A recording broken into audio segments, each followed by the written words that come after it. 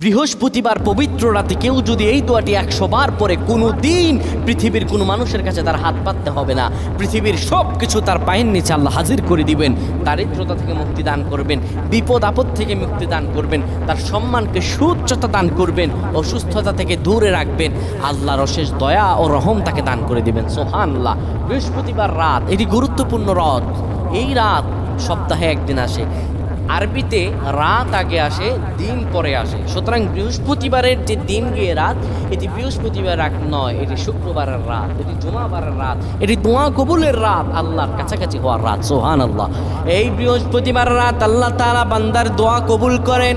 কেউ যদি বৃহস্পতিবার রাতে ঈশা নামাজের পরে পবিত্র হয়ে ইয়া হাইয়ু ইয়া হাইয়ু ইয়া হাইয়ু ইয়া রফিয়ু ইয়া রফিয়ু ইয়া রফিয়ু এই দোয়াগুলো করতে পারে 100 বার, আল্লাহ রাব্বুল আলামিন তার